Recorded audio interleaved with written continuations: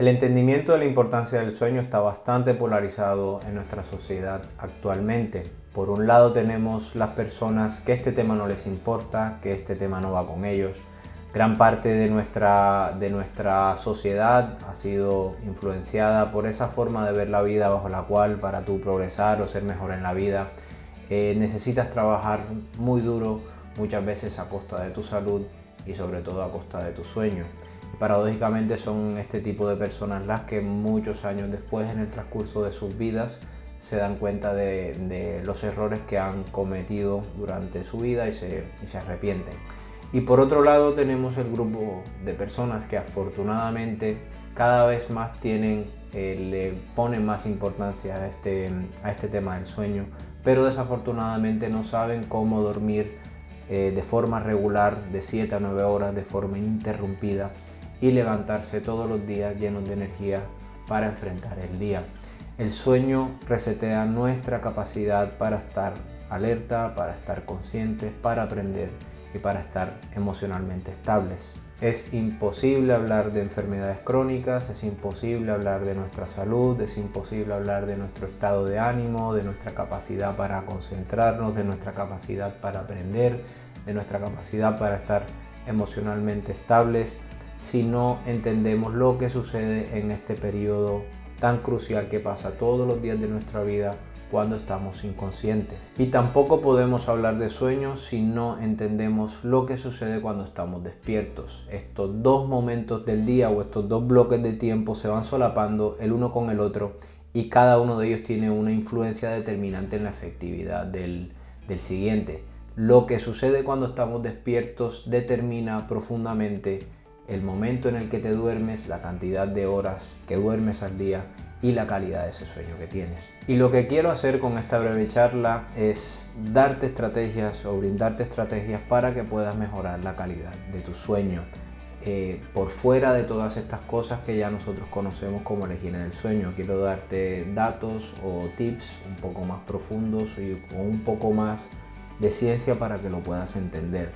Quiero también darte las estrategias para que tú puedas detectar qué o cuáles son los factores que podrían estar interrumpiendo tu descanso nocturno.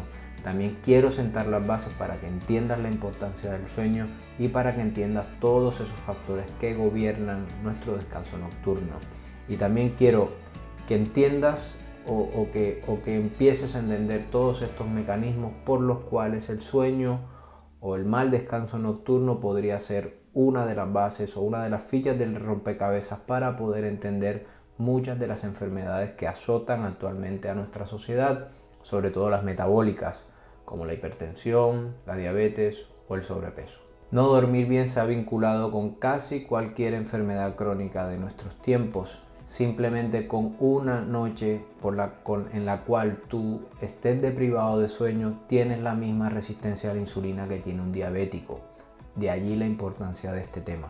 En este episodio hablaremos de cosas como la adenosina, la melatonina, el cortisol, el impacto que tiene el contacto de la luz solar de nuestros ojos con la luz solar en la regulación de nuestro ciclo circadiano. Hablaremos también de cosas como la nutrición, el momento del día en el que haces ejercicio, el manejo del estrés o la temperatura de tu habitación podrían estar afectando tanto para bien como para mal tu descanso nocturno.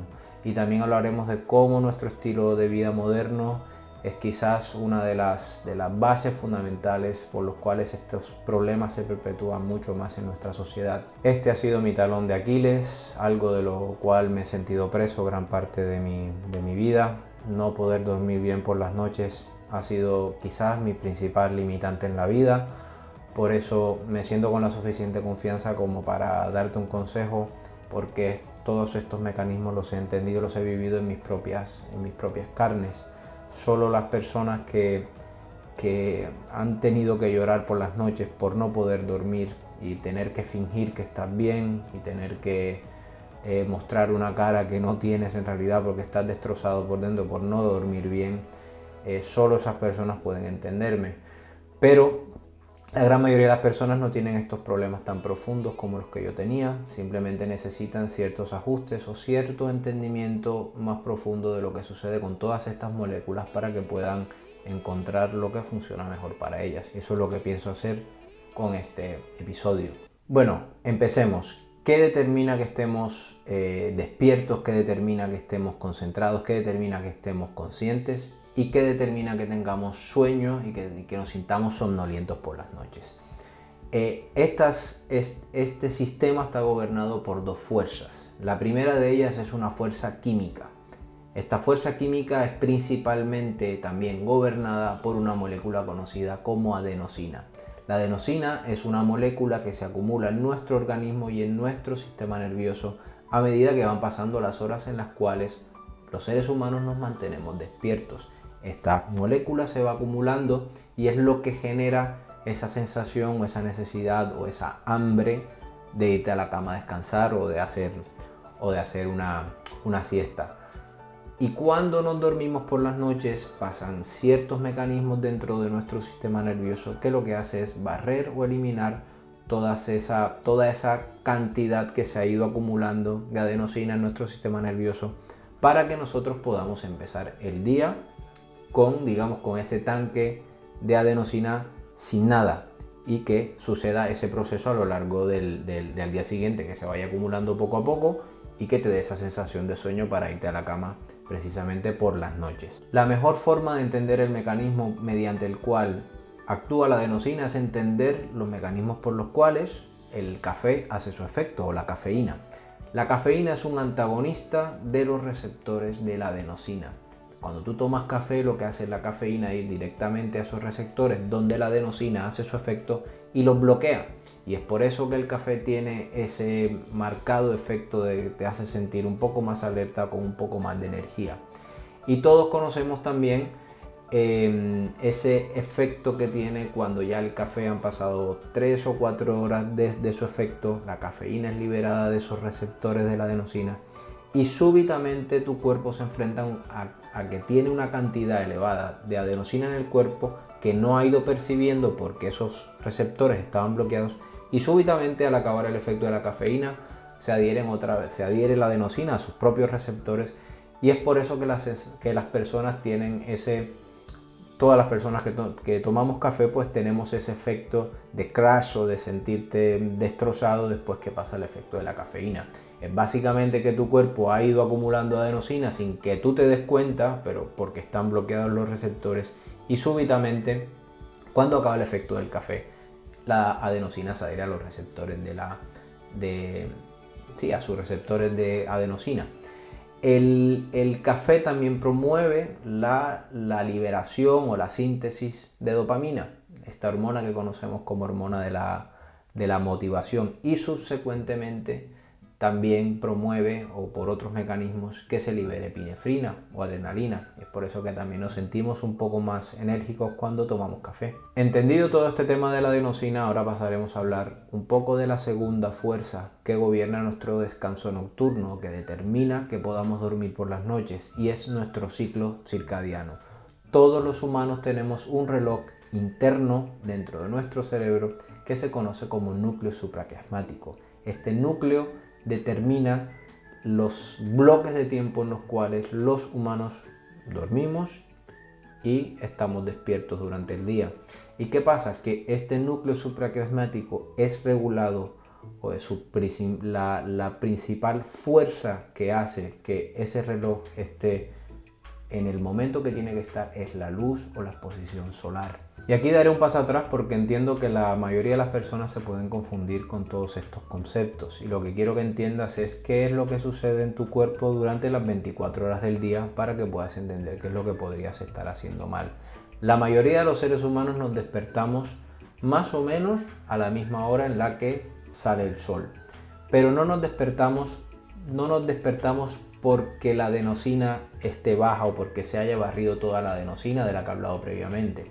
Nos despertamos porque se dispara dentro de nuestro organismo de forma natural una hormona que se conoce como el cortisol. Cuando se eleva el cortisol en sangre, lo que hace es enviar señales a nuestro cuerpo para que se prepare para estar despierto. tus músculos se tensan, tu temperatura aumenta, tu frecuencia cardíaca aumenta, la tensión arterial aumenta y tú te despiertas. Este nombre o este pico de cortisol por la mañana es lo que se conoce como CAR, C-A-R o Cortisol Awakening Response. Esto es determinante, entenderlo, profundamente importante en la regulación del sueño, porque este pico es trascendental, porque es lo que sienta las bases o es lo que regula parte de tu reloj interno para que 12 o 16 horas después de que vaya pasando tu día empiece la liberación de la melatonina, esa hormona que todos conocemos como la hormona del sueño. Y aquí quiero hacer un pequeño paréntesis porque entiendo que muchas personas se puedan sentir confundidas ahora que digo o que empiezo a hablar del cortisol como una hormona buena. Entiendo que para la mayoría de las personas pueden pensar que es esta hormona del estrés, esta hormona mala que le genera tanto daño a tu organismo, pero esto no es así. Estos son malentendidos que pienso explicarte por lo menos detalladamente. Es imposible la vida sin cortisol. Hay muchos mecanismos, muchos sistemas dentro de nuestro cuerpo humano que necesitan cortisol para funcionar bien. No es posible la vida sin cortisol y el objetivo bajo ninguna circunstancia debe ser que tú quieras tener el cortisol bajo en el cuerpo. El problema con el cortisol, tanto alto como bajo, no radica en que lo tengas bajo o alto.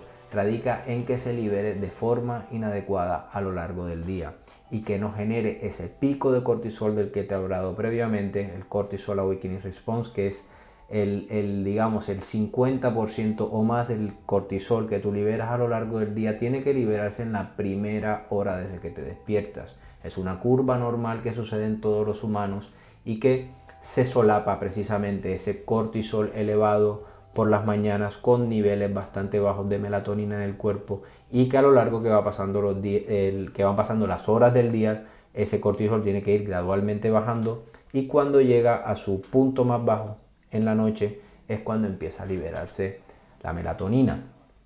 El cortisol y la melatonina se oponen, o sea, si tú tienes cortisol por la noche no vas a tener una correcta liberación de melatonina, o por lo menos puedes tener la correcta, pero no vas a hacer su efecto de forma correcta. Y aquí es donde entra en juego nuestro estilo de vida moderna y el estrés psicológico como uno de los principales disruptores de este ciclo circadiano. Porque si tú te despiertas y normalmente tienes ese pico de cortisol y progresivamente tiene que ir bajando a lo largo del día, pues imagina que estás en un atasco y tu estrés emocional te sube los nervios, tienes otro pico de cortisol, tu jefe te pone de los nervios, otro pico de cortisol a las 3 de la tarde, tienes una reunión que llegas tarde, otro pico de cortisol. Todas estas cosas hacen o disregulan o alteran la forma o el ciclo natural que el cortisol tiene que ir llevado o tiene que seguir las reglas naturales de nuestro organismo, y es por eso que es tan imprescindible, tan importante entender las medidas beneficiosas que pueden tener todas estas terapias holísticas, mentales, de las cuales hablaré posteriormente, como la meditación y el mindfulness, para poder evitar toda esta cascada de eventos que suceden cuando haces picos de cortisol en momentos del día que no los deberías tener. Entonces, en resumen, con todo esto que te he dicho, es trascendental que entiendas esta forma en la que el cortisol y la melatonina funcionan. Es determinante para que se pueda producir una correcta liberación de melatonina por la noche, que tu pico de cortisol se produzca a primera hora de la mañana, en las primeras horas de la mañana. Si haces el pico de cortisol, eso le envía señales directamente a tu núcleo supraquiasmático, ese reloj interno que tú tienes dentro de tu cerebro, que es lo que dicta que 12 o 16 horas después se produzca la liberación de melatonina. Son innumerables las relaciones que tiene precisamente el que el cortisol y la melatonina no sigan estos ritmos biológicos para los cuales estamos diseñados, la relación que existe entre eso e innumerables patologías, sobre todo las enfermedades mentales como la depresión y la ansiedad. Cuando una persona no tiene esa liberación o ese pulso a primera hora de la mañana, sino al mediodía o en la noche, la relación con patologías mentales es abrumadora y con patologías metabólicas como la diabetes y la obesidad. Por eso esto debería ser uno de los principales puntos importantes a tratar en cualquier persona que está sufriendo de una enfermedad crónica. Bueno, y entendido todo este tema del cortisol y la melatonina, ahora damos un paso un poquito más para que entiendas también cómo hay otros sistemas que regulan también nuestro ciclo circadiano y el núcleo supraquiasmático. Cuando ya te expliqué, hemos entendido el tema de la adenosina, el tema del cortisol, que en realidad de forma natural se empieza a elevar y es lo que te despierta por las mañanas.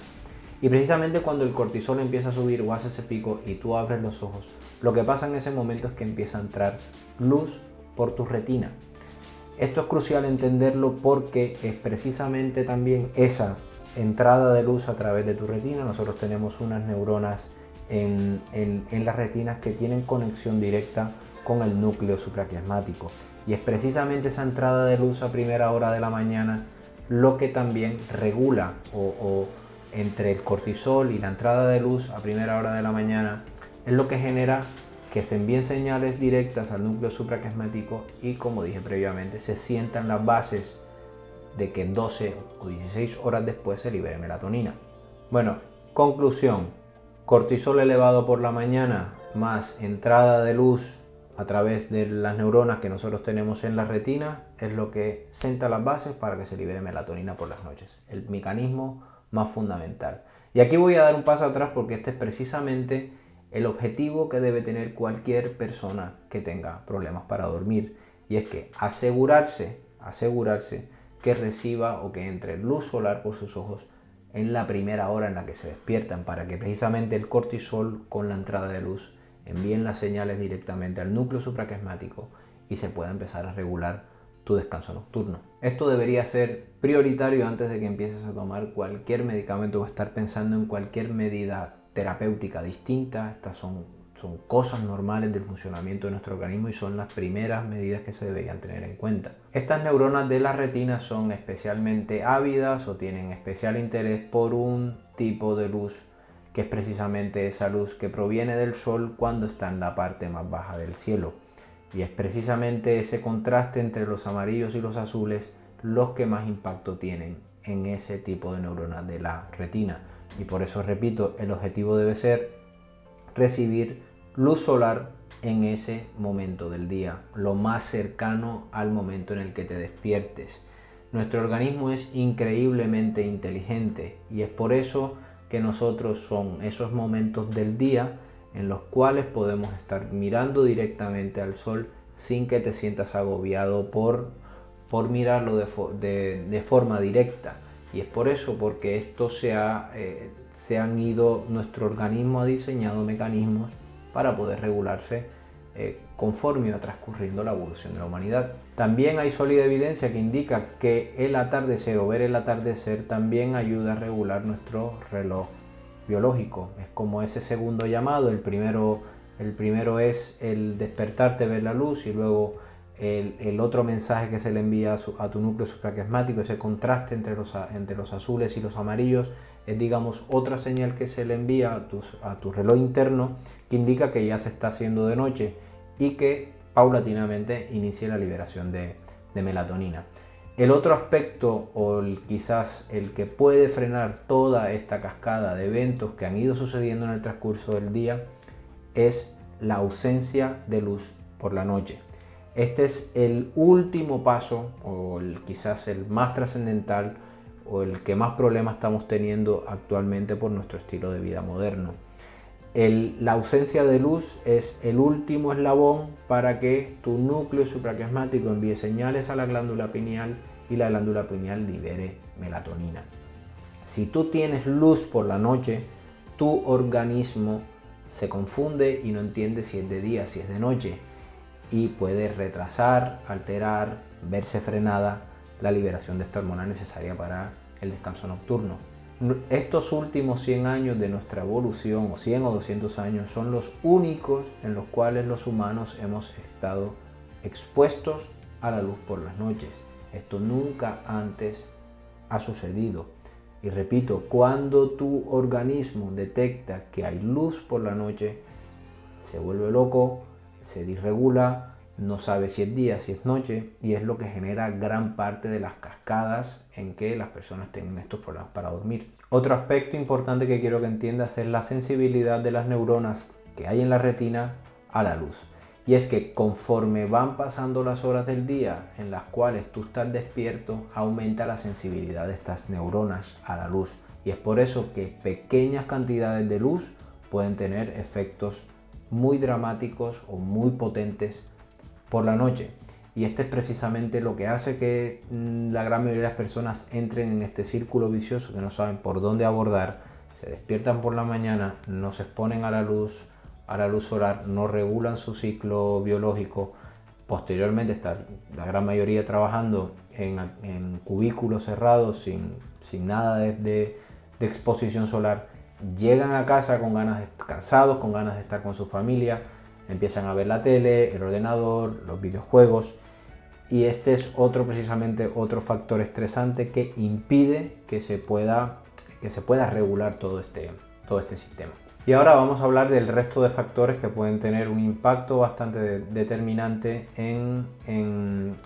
también en ajustar todo este ciclo circadiano, como la nutrición, el momento del día en el que haces deporte, la temperatura de tu habitación, el manejo del estrés. Tengo que dejar bastante claro que todo esto de lo que hablé previamente es lo más determinante. Todas estas cosas de las que hablaré ahora posteriormente son medidas en las cuales se pueden ajustar, pero lo más determinante es lo que he hablado previamente. Bueno, y empecemos ahora con la alimentación y la nutrición.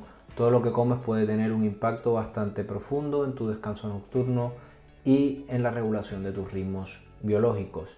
Para poder tener una correcta liberación de serotonina y una correcta síntesis de melatonina, es necesario que tú evites todos aquellos comportamientos o todas aquellas cosas que puedan generarle daño a tu barrera intestinal y a tu microbioma.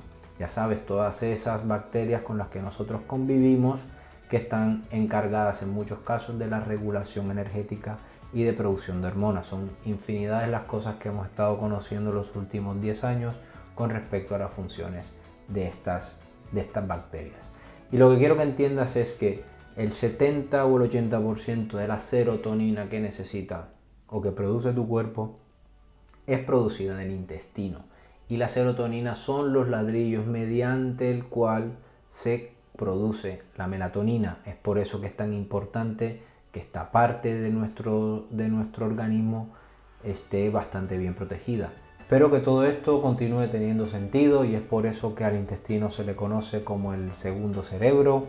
Nuestro intestino tiene conexiones neuronales o una cantidad de neuronas mayor que la que puede tener nuestra médula espinal o nuestro sistema nervioso periférico. También está bastante bien documentado por la literatura científica esa conexión que existe entre el intestino y el cerebro, o gut-brain axis. Entonces lo que quiero que entiendas con este mensaje es que todas las cosas que puedan estar alterando tu salud intestinal van a tener un profundo efecto a nivel cerebral y sobre todo en tu descanso nocturno y en la regulación de tu ciclo circadiano. Este ecosistema se puede alterar por muchos factores, pero los que nuestra sociedad moderna de forma más contundente está afectando actualmente es el uso indiscriminado de los antibióticos, el alto consumo de comida altamente procesada, con pesticidas que generan daño precisamente a esa barrera intestinal y a todo ese equilibrio que existe entre las bacterias buenas que tenemos en el intestino y en las bacterias malas.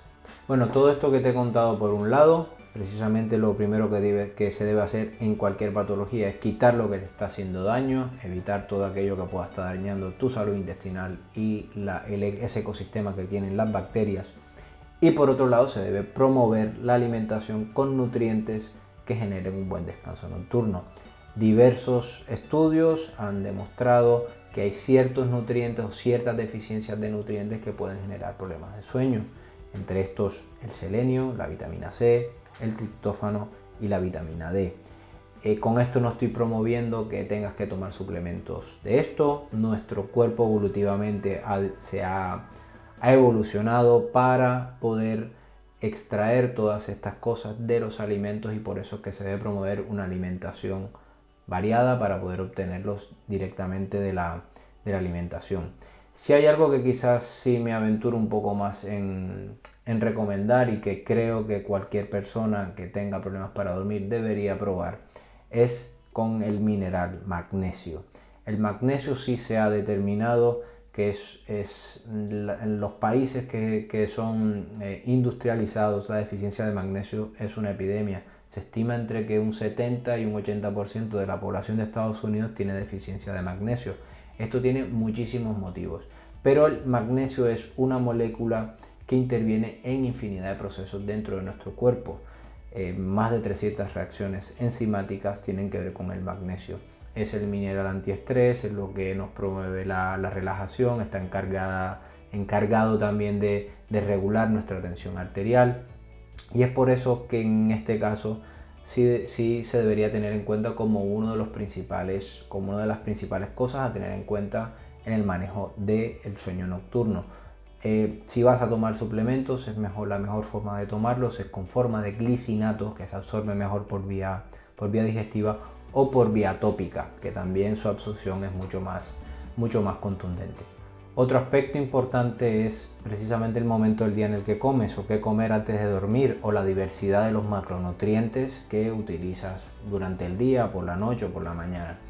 Esto existe un amplio abanico de posibilidades y un amplio margen de maniobra, precisamente determinado por la variabilidad que existe entre los seres humanos. Y tú deberías ser bastante más abierto a la experimentación y a decidir lo que es mejor para ti, perdón. Hay muchas personas que les va mejor comiendo grandes cantidades de carbohidratos por las noches y eso les genera mejor descanso nocturno, y otras personas que comiendo más grasa o más proteínas durante la noche los efectos son distintos a estas. Entonces aquí no hay ninguna regla, todos los humanos somos distintos y lo que tienes que estar es abierto a la experimentación y a evitar los dogmatismos. Tú lo que tienes que encontrar es lo que es mejor para ti, que probablemente eso que es mejor para ti no es para mí. El siguiente paso importante a tratar es el tema de la temperatura de la habitación. Contrario a lo que la gran mayoría de las personas podría pensar, sí que se ha demostrado que ciertas temperaturas generan mayor cantidad de ciclos nocturnos y por ende mayor descanso nocturno. Se ha determinado en muchas poblaciones y ya se ha visto de que temperaturas más bajas de lo que se podría llegar a pensar, temperaturas en grados Celsius entre 18 y 25 grados, son los que generan mayor descanso nocturno para el global de la población. Hay incluso personas como yo que me gusta dormir más frío que eso, y eso a mí me trae más beneficios. Entonces esto tampoco es una regla, es simplemente una guía para que tú sepas con qué experimentar. Si tienes aire acondicionado, intentar poner una temperatura más baja y empezar a ver cómo es tu descanso nocturno. Y ahora vamos a otro tema interesante, el ejercicio físico y el sueño. ¿Esto por qué está relacionado? Tú cuando vas al gimnasio en realidad no te pones en forma cuando estás en gimnasio, o no estás más fuerte cuando vas al gimnasio. De hecho, cuando vas al gimnasio lo que haces es romper fibras musculares, y bastante más probable que cuando salgas del gimnasio salgas en mucho peor estado de lo que estabas antes de entrar. Lo que en realidad genera el cambio es lo que sucede cuando estás dormido, y toda esa cantidad de hormonas, de neurotransmisores y de factores que generan limpieza y promueven el crecimiento del tejido muscular, lo que genera en realidad que tú, cuando duermas y te recuperes, estés mejor que antes de ir al gimnasio, que después de ir al gimnasio. El ejercicio físico es un agente estresante muy beneficioso, pero desafortunadamente muchas personas están convirtiendo ese estrés saludable en un estrés que no es saludable, y es precisamente por no entender que el momento en el que te ejercitas y la intensidad del ejercicio tienen una profunda interacción con tu ciclo circadiano. Un aspecto importante que quiero que entiendas es que añadir ejercicio físico a una situación en la cual ya tienes otros agentes estresantes, como una dieta desequilibrada, como un mal descanso nocturno, como estrés crónico, mala relación con tus familiares, puede ser la gota que derrama el vaso. Y este es otro de los aspectos en los cuales me siento bastante preocupado porque la propaganda ha hecho demasiado efecto en nuestra sociedad y nos ha hecho pensar que nosotros estamos diseñados para hacer maratones, para hacer triatlones y para hacer Spartan Race.